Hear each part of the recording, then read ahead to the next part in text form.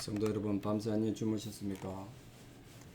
함께 찬양 드리며 하나님 앞에 나가겠습니다. 425장 예전 찬송 217장 주님의 뜻을 이루소서. 425장 예전 찬송 217장 찬양 드리겠습니다.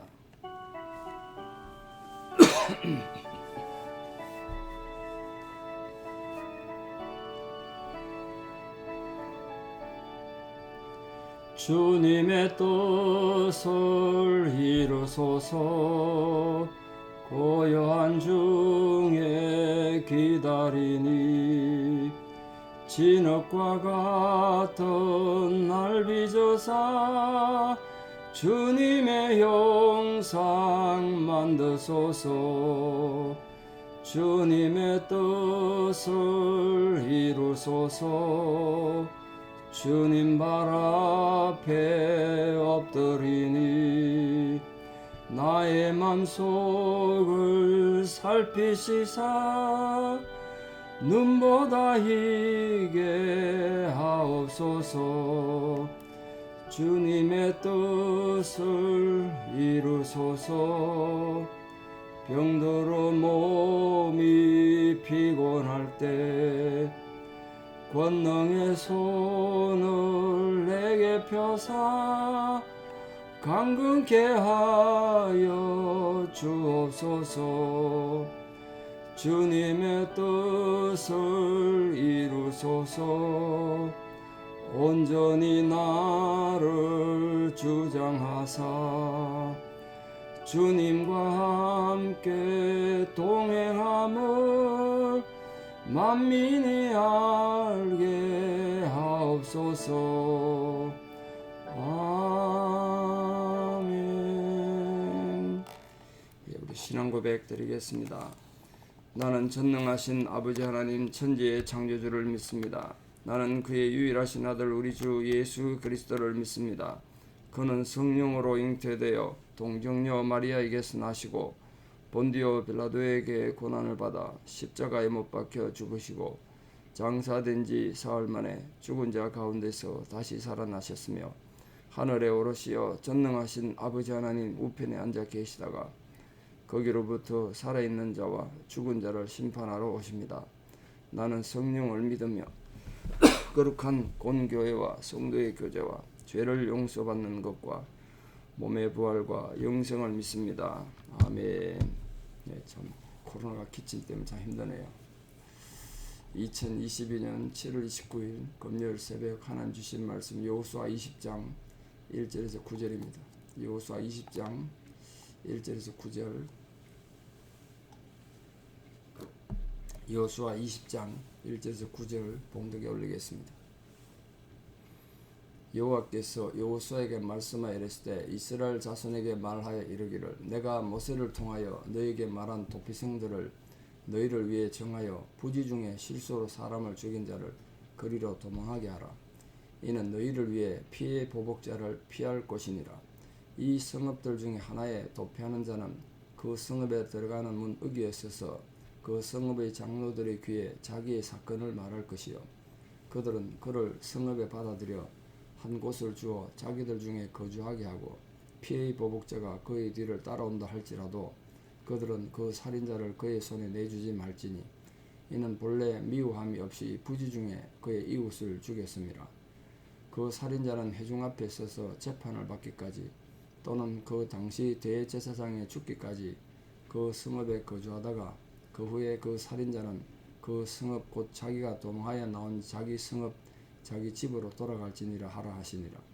이에 그들이 납달리 산지 갈릴리 게데스와 에브라임 산지의 세겜과 유다 산지의 기랏 아르바 곧 헤브론과 여리고 동쪽 요단 저쪽 르벤 지파 중에서 평지 광야의 베셀과 갓 지파 중에서 길랏 라목과 므낫세 지파 중에서 바산 골란을 구별하였으니 이는 곧 이스라엘 모든 자손과 그들 중에 거류하는 거류민을 위하여 선정된 성읍들로서 누구든지 부지 중에 살인한 자가 그리로 도망하여 그가 회중 앞에 설 때까지 피해의 보복자의 손에 죽지 아니하게 하기 위함이라. 아멘. 오늘 본문에서 말하는 내용은 영토 분배를 마친 여호수아가 하나님 명령에 순종해서 사람 살다 보면 뭐 별의별 사건 사고가 안 생기겠습니까?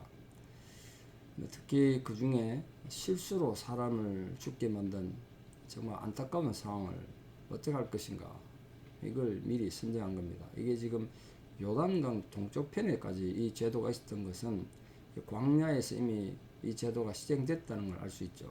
그걸 이제 도피성으로 마련해서 부지 중에 실수로 사람을 죽게 한 경우 그걸 그대로 똑같이 생명은 생명으로 갚아야 되는데 죽여서 되겠냐? 하나님께서 그 사정을 살펴란 거예요.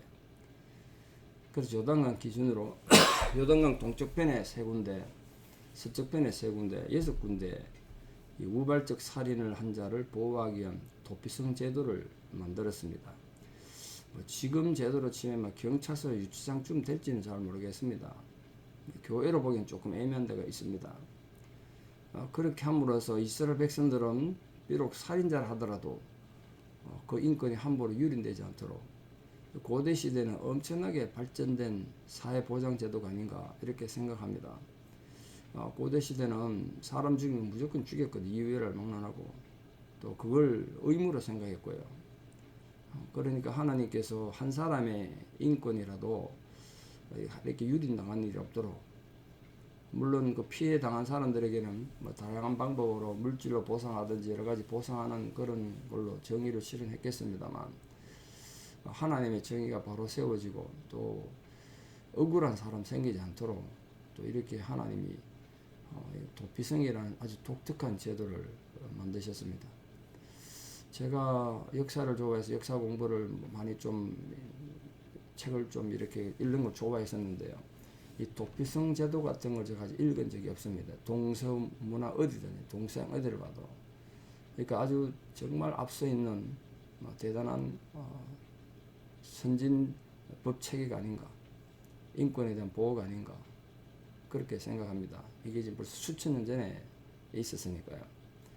이 부지 중에 살인한 것은 뭐 말 그대로 뭐 특별한 설명 안 들어도 잘 아시겠죠. 친한 친구 사이에 산에 나무를 하러 갔다가 도끼날이 날아가가지고 옆에 친구를 머리를 쳐가지고 죽었다.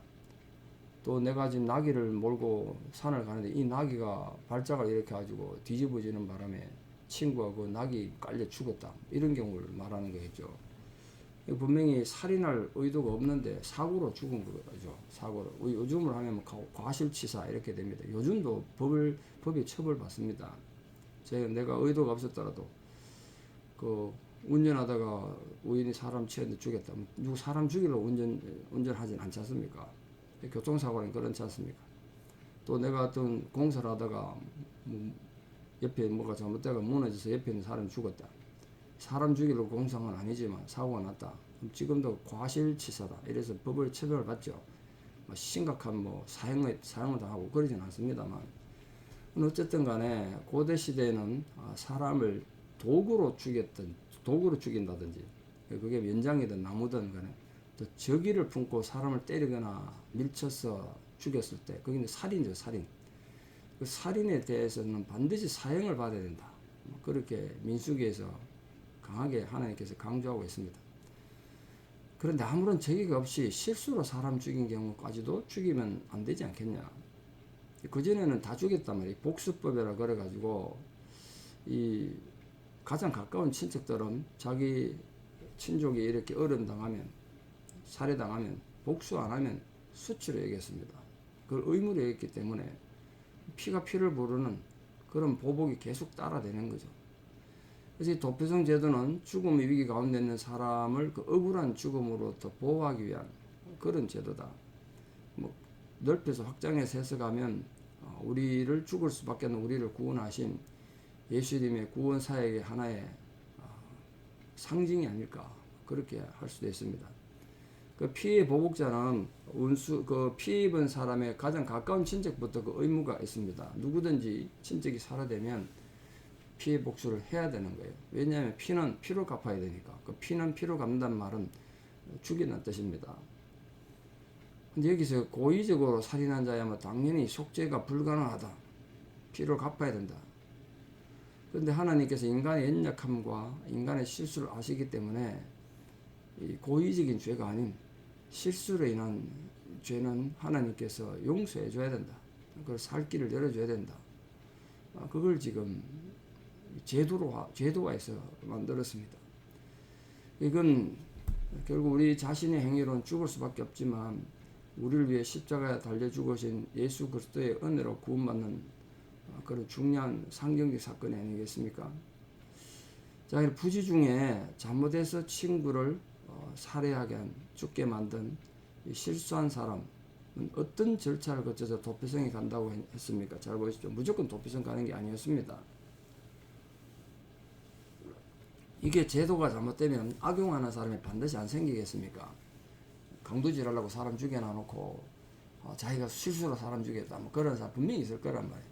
그래서 그런 걸 방지하기 위해서 어떻게 했느냐?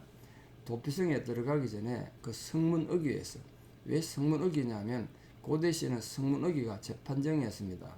뭐 물건도 사고 팔고 그 모든 걸 성문 어기에서 했습니다. 그 성문 어기에 그 성에 들어가기 전에 그 성에 있는 장로들, 그 지도자들이죠. 장로들에게 자기 사고 경위를 다 얘기한 다음에 장로들이 들어보고 그 타당하다. 이 사람은 실수로 사람 죽였구나. 살 의의가 없었다. 악한 의도가 없었다. 허락받아야 들어간 겁니다. 그러니까 비록 실수로 사람을 죽였더라도 무조건 들어가는 게 아니고 자기 범죄 행위에 대해서는 다 고백하게 했습니다. 사람들에게 알렸다는 거예요. 이 중요하죠. 만약 고의로 사람을 죽인 자가 도피성으로 피해왔다. 그럼 성읍 장로들은 그를 이 보복하러 따라온 친척들 손에 넘겨줘서 죽도록 해야 했습니다. 이 신명기 법칙이에요.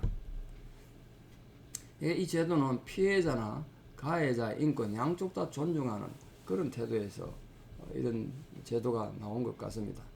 뭐 당연히 그런 일 안 생기겠습니까? 도피성 제도가 있으니까 그걸 악용하느라고 사람을 몰래 죽여놓고 자기가 실수로 죽였다. 그런 사람이 있으면 그 피해 입은 가족들이 또 얼마나 억울합니까? 근데 그걸 방지하기 위해서 그런 자들은 그 도피성 장로들이 그 죄수를 딱 잡아 있다가 가해자 가족에 내줘서 처벌하게 했습니다. 자, 도피성으로 피신한 이 실수한 자는 언제까지 성읍에 그 성에 머물러야 되냐면 두 가지 경우에 까지 그 머물러 있었는데 두 가지 경우에 자유를 얻습니다. 첫째는 재판을 받아서 회중들 앞에서 재판을 받아서 과실로 인정되면 책임을 면하고 집으로 돌아갈 수 있었습니다. 또는 근데 그게 너무 애매해서 이게 정말 과실을 볼 수 있는지 애매해서 재판이 힘든 경우도 있지 않았겠습니까? 그런 경우 있었을 거예요. 그런 경우는 어떡하냐?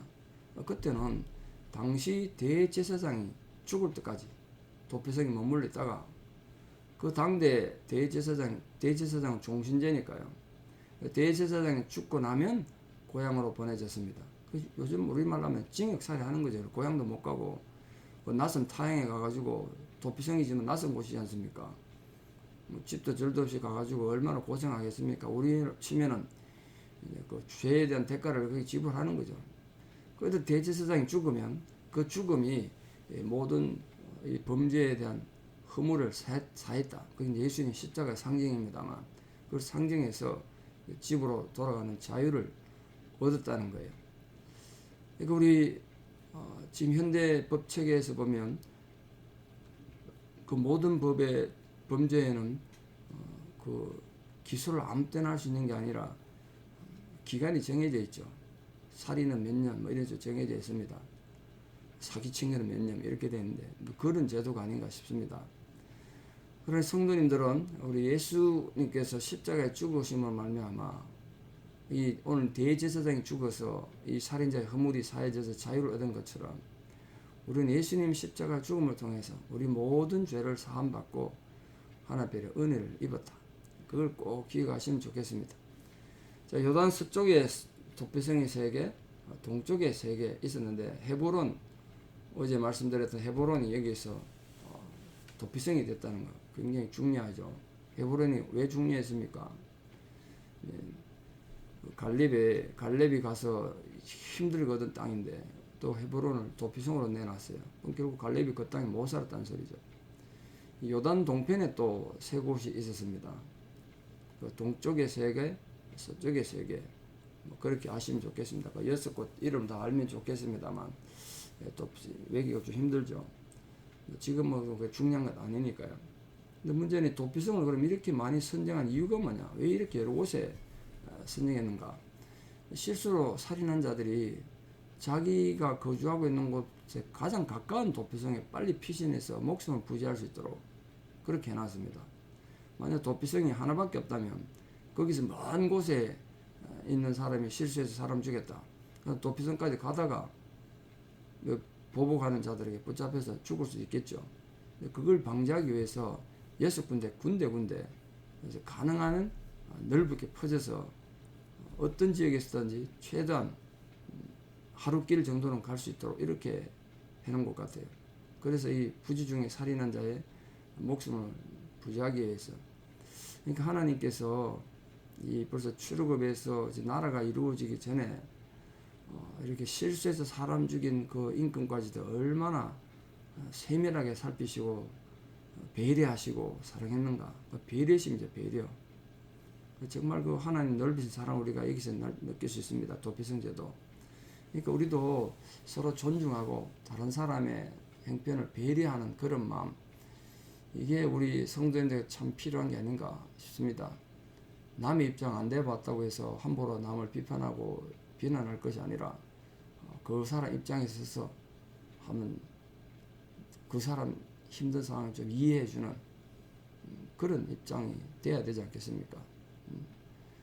남이 고통당하는 거 나는 당하지 않았다고 함부로 손가락질고 하는 건 안 좋은 거죠. 어떤 자들이 도피성에 들어간다고 했는가? 뭐 당연히 아까 말씀드린 것처럼 부지 중에 살인한 사람이 들어가는데 중요한 건 그 중에 우고하는 자들도, 쉽게 말해 나그네들도, 외국인들도 해당됐다는 게 정말 놀랍습니다. 이스라엘 사람들만이 아니고 이스라엘에 함께 거주하는 거류민들, 외국인들입니다. 그들도 실수해서 사람 죽일 수 있지 않습니까? 그럼 이 사람들 나그네들이니까 더 법의 보호를 받지 못하죠. 뭐 그 사람은 가족들뿐만 아니라 온 마을 사람들이 일어나가지고 처벌하려고 할 수도 있죠. 그런데 하나님은 그 외국인들의 목숨까지도 보호하라고 그랬습니다. 이 도피성 제도는 국경과 인종을 초월해서 인간의 권익과 인격을 보호하기 위해서 하나님이 만드신 제도다. 정말 중요한 것이죠. 그러니까 우리 모든 성도님들이 지금 도처에서 전쟁도 일어나고 있고 인권 침해가 정말 미얀마 같은 데는 많은 사람들이 죽어나가고 있는데요. 우리가 그 어려움 당하는 사람들을 위해서 기도해야 된다고 생각합니다. 지금도 수많은 사람들이 나라를 잃어버리고 난민으로 떠들어오고 있지 않습니까?